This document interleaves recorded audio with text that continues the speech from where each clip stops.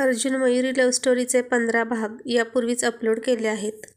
कृपया ते वाचण्यासाठी आपल्या चॅनलला भेट द्यावी. किती फाजीलपणा करावा, त्याला काही मर्यादा आहे की नाही? मला तर खूप राग आला आहे तुमचा. जेव्हा बघावं तेव्हा उठसूट चेष्टा करत असता. तुम्ही मला काय समजता? वेळ काळ काही पाहत नाही. तुम्हाला नसेल वाटत, पण मला लाज वाटते ना. मयुरी अर्जुनला रागारागाने खूप बोलत होती. अर्जुन मात्र जीभ चावत मेलो मेलो असा मनात म्हणत होता. गप्प बसून गाडी चालवत होता. तुम्ही का आलात तिकडे? सगळ्या बायका होत्या ना. एक तरी पुरुष दिसला का तुम्हाला तिथे? हां, सांगा ना, दिसला का? नाही, त्याने शहाण्या मुलासारखं खाली मान घालून उत्तर दिलं. मग काय गरज होती यायची? ती त्याला बोलूच देत नव्हती. तिची रागात बडबड सुरू होती. चला अर्जुनराव, आज बहुतेक खरंच उपास घडणार असं दिसते. बायको चिडली आहे असं तो मनात म्हणाला. घर आलं तसं ती तरातरा गाडीतून उतरली आणि घरात गेली. अगं, हे पूजेचं ताट घे की. ते घ्या तुम्हीच आणि जा आणखीन एकदा वडाची पूजा करून या. बापरे, खरंच आज मयुराणी खूपच चिडली आहे. आज मी जरा जास्तच तिची चेष्टा केली की काय? तो स्वतःलाच प्रश्न विचारत होता. त्यानं सर्व साहित्य घरात आणलं. ती बेडरूममध्ये कपडे बदलायला गेली. तोही गेला मागे मागे आणि तिने साडीची पिन काढली. पदर जमिनीवर पसरला आणि ती निर्या सोडणार इतक्यात तिला तो दिसला आणि तिने त्याला रूमच्या बाहेर काढलं. बिचारा अर्जुन, त्याला फार वाईट वाटलं. इतकी का चिडली होती ती आज? त्याला समजतच नव्हतं. मग ती बाहेर आली. आज खूपच गरम होतंय. बहुतेक जोरदार पाऊस पडणार, नाही का गं मयू? ती काहीच बोलली नाही किंवा नेहमीसारखी त्याच्या विनोदावर हसलीही नाही. ती कशाचा तरी राग त्याच्यावर काढत होती. ती जेवण गरम करत होती. छान पुरणपोळी बनवली होती तिनं. त्याला आवडते तशी, भरपूर गूळ आणि पुरण घालून केलेली, गोड गोड. त्यानं तिला पाठीमागून घट्ट मिठी मारली. काही वेळ तिने डोळे बंद करून घेतले. त्याच्या स्पर्शाने तिचा राग शांत न होता आणखीनच वाढला. सोडा मला, लांब रहा. दरवेळीसारखी त्याच्या स्पर्शाने ती मोहरली नाही की लाजली नाही. तिने त्याला दूर ढकललं आणि जेवण वाढते, फ्रेश होऊन या असं रागात म्हणाली. आता सहजासहजी ऐकतील ते अर्जुनराव कसले. मला नाही भूक, तूच एकटी जेव असं म्हणून तोही गेला बेडरूममध्ये. फ्रेश होऊन तिथेच थांबला. ती तरीही वाट बघत होती. ती किचनमध्ये आणि तो बेडरूममध्ये. आज पहिल्यांदाच असं घडत होतं. एरवी दोघांच्या कलकलाटाने घर कसं भरलेलं असायचं आणि आज दिवसभर दोघेही उपाशी होते. भूक तर दोघांनाही लागली होती आणि याची जाणीवही दोघांना होती. पण ती चिडली होती आणि आता तो रुसला होता. काही वेळाने त्याची वाट पाहून तीही बेडरूममध्ये झोपायला गेली आणि त्याच्याकडे पाठ करून झोपली. तिने डोळे बंद करून घेतले. त्यानं तिच्याकडे एकदा पाहिलं. आज मयुरीचं वागणं त्याच्या कल्पनेच्या पलीकडचं होतं. मी तिची चेष्टा केली म्हणून ती इतकं रागावणं शक्यच नाही, कारण माझं तिच्यावर किती प्रेम आहे हे तिला माहीत आहे आणि तिच्या प्रेमापोटीच मी हे करत असतो. पण तिने शांतपणे बोलायला नको का? असं चिडून काय उपयोग? आणि मघाशी त्याने तिला मिठी मारली तरी तिने रागात त्याला दूर ढकललं याचाही त्याला राग आला होता. त्याचा पुरुषार्थ दुखावल्यासारखं त्याला वाटलं. जेव्हा तिला सांगायचं असेल तेव्हा सांगेल असं म्हणून तोही तिच्याकडे पाठ करून झोपी गेला. थोड्या वेळाने आता मयुरीच्या पोटात कावळे ओरडायला लागले. त्यानं एखादं फळ तरी खाल्लं होतं, पण तिचा मात्र कडकडीत उपवास होता, अगदी निराहार. कारण अर्जुनवरचं तिचं प्रेमच इतकं प्रचंड होतं की तिला त्याच्यासाठी अशी शरीराची परीक्षा घ्यावीच वाटायची. आणि थोड्या वेळाने ती उठली. त्याला वाटलं की ती म्हणेल जेवण करा, पण तिला काहीच फरक पडत नव्हता. तिचाही उपवास आहे. पूजा करतानाच तिला चक्कर येत होती आणि नक्कीच तीही जेवली नसणार मघाशी. वेडाबाई, मी खाल्ल्याशिवाय खाईल का कधीतरी? ती पाणी घेण्यासाठी किचनमध्ये गेली. अर्जुनचं सगळं लक्ष तिच्या हालचालीवरच होतं आणि किचनमधून ग्लास खाली पडल्याचा आवाज आला आणि तो धावतच किचनमध्ये गेला तर मयुरी चक्कर येऊन खाली पडली होती. मयू, ए मयू, त्यानं तिला उचलून बेडरूममध्ये आणलं. तोंडावर पाणी शिंपडलं आणि ती शुद्धीवर आली. काय झालं हे सांगशील का? इतका त्रास करून घेतेस स्वतःला. दिवसभर काही खाल्लं नाहीस ना? जेवलीस का? तुम्ही का नाही जेवलात मघाशी? मग मी कशी जेवणार तुम्ही जेवल्याशिवाय? तुझ्या बोलण्यानं माझं पोट भरलं आहे. मग तीही म्हणाली, तुमच्याच आवडपणानं माझंही पोट भरलं आहे. मग चला झोपूया.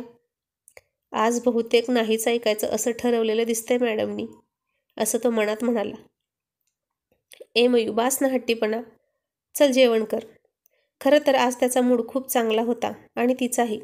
मनासारखी पूजा झाली होती आणि अर्जुनने मग तिला उठवून डायनिंग टेबलवर बसवलं. दोघांनाही एकाच ताटात जेवण वाढवून घेतलं. पहिला घास त्यानं तिला चारला आणि तिने त्याला. पुन्हा जेवण करून बेडरूममध्ये झोपण्यासाठी आले. ती पुन्हा तशीच त्याच्याकडे पाठ करून झोपली. मी जर काही नाही विचारलं तर ती काहीच सांगणार नाही. आता मलाच काहीतरी करावं लागेल असं तो म्हणाला आणि त्यानं तिचं तोंड स्वतःकडे वळवलं. तशी ती पटकन त्याच्या कुशीत शिरली आणि खूप खूप रडायला लागली. तिच्या अश्रूंनी त्याचा टी-शर्ट पूर्ण भिजून गेला. त्यानंही तिला रडू दिलं. ती अशी रडायला लागली की तो तिला अडवत नव्हता. तिच्या भावना तिला मोकळ्या करू देत होता. मग ती रडायची थांबली आणि त्याने तिचा चेहरा हातात घेऊन तिच्या कपाळावर एक किस केला, अत्यंत प्रेमाने, आणि तिच्या डोळ्यात पाहून म्हणाला, तुला माझी शपथ आहे. काय झालं सांग बरं? पूजा झाल्यानंतर सगळ्या बायका उभ्या होत्या आणि त्यातल्या एका बाईने मयूरला टोमणे मारले होते. अर्जुन आणि मयुरीचं प्रेम तिला बघवलं नव्हतं बहुतेक. असं वांझोटं प्रेम काय कामाचं? इतकी वर्ष झाली लग्नाला, अजून मूल झालं नाही. मग त्या प्रेमाचा काय उपयोग? त्या प्रेमाच्या झाडाला ना फळ ना फूल. तिचे वांझोटं प्रेम हे शब्द मयुरीच्या अंतःकरणाला खूप टोचले होते. अर्जुनने समजावल्यापासून ती बाळाचा विषय काढत नव्हती. मात्र ती दर महिन्याला पाळी चुकण्याची वाट पाहत होती. अर्जुनने तिला घट्ट मिठी मारली आणि आपण डॉक्टरांचा सल्ला घेऊ असं म्हणून तिची समजूत काढली. ती त्याच्या कुशीत डोकं ठेवून गाढ झोपली. आणि मग काही दिवसांनी ते दवाखान्यात गेले. दोघांच्याही टेस्ट केल्या डॉक्टरच्या सल्ल्यानुसार. मयुरीला खूप भीती वाटत होती की रिपोर्टमध्ये काय असेल. दोघांपैकी कोणा एकामध्ये उणीव तर नसेल अशी शंका तिला येत होती. आणि रिपोर्ट नॉर्मल आले. डॉक्टरांनी तिची खूप चांगल्या प्रकारे समजूत काढली, अगदी अर्जुनने काढली होती तशीच. दोघेही घरी आले आणि तिने चहा ठेवला. बाहेर पाऊस पडत होता. तिच्या चेहऱ्यावर आता थोडंसं हास्य उमलत होतं आणि ती, तेरा साथ है तो मुझे क्या कमी है, अंधेरों से भी मिल रही रोशनी है, हे गाणं गुणगुणत होती. तिचं टेन्शन आता कमी झालं होतं. 7-8 दिवसांनी ती हसत होती आणि तिने त्याला चहा दिला आणि म्हणाली, अहो, त्या दिवशी मी तुमच्याशी खूप विचित्र वागले, त्याबद्दल सॉरी. आणि अर्जुनराव गाल फुगून म्हणाले, सॉरी काय सॉरी? बायको आहेस म्हणून किती नखरे करतेस. इतका मस्का आम्ही कुणाला कधीच मारला नाही जेवढा तुला मारला. ती आता शरमली होती. आता सगळा मस्का मी पुन्हा चाटून पुसून खाणार आहे असा तिच्याजवळ येत तो हळू आवाजात म्हणाला. इश्य, आणि ती लाजली. लाजतेस काय ग? 8 दिवस किती त्रास दिलास तू? मी तुम्हाला कुठे त्रास दिला? वेडाबाई, तू त्रासात होती म्हणजे मला त्रास झालाच ना. तू माझी आहेस आणि तुला होणारा त्रासही माझाच आहेस, कळलं? तिच्या डोळ्यात पाणी आलं होतं. किती प्रेम कराल माझ्यावर ते मी तुला का सांगू? किती प्रेम करायचं ती माझं मी पाहून घेईन. पण आत्ता तुझ्या मनातल्या सगळ्या शंका गेल्या ना? होय हो, डॉक्टर की नाही अगदी तुमच्यासारखेच बोलत होते. तुम्हीसुद्धा मला असंच सांगितलं होतं की? हो ना, पण तुला मी सोडून जगातले सगळे बाकीचे हुशार वाटतात. मयुरी आता हसायला लागली. 7-8 दिवसांनी त्याचं लाजाळूचं झाड आज छान छान गोड हसत होतं. ए मयू, काय? पाऊस बघ ना किती छान पडतोय. आज नाही का ग तुला भिजावंसं वाटत? आज मूड नाही. किती पटकन मूड बदलतो ग तुझा. सरडा पण रंग बदलत नसेल एवढ्या पटपट. ती पुन्हा हसायला लागली. तो म्हणाला, पण माझा मूड आहे. काय खरंच? एरवी मी किती आग्रह करते तरी तुम्ही येत नाही पावसात. हो ग, पण आजच्या पावसावर मला खूप प्रेम करावंसं वाटते, कारण आज माझ्या बायकोच्या चेहऱ्यावर पुन्हा स्माईल आली आहे. काय हो तुम्ही पण ना, किती फिल्मी बोलता. खरंच, चल ना. नाही, नको ना. प्लीज. नाही. मी पण काही तुझी परवानगी घेत बसलोय. बायकोच्या नकारात होकार असतो हे मी विसरलोच होतो. आणि त्यानं तिला उचलून पावसात घेऊन गेला. सारी सृष्टी त्या पावसात न्हाऊन निघत होती.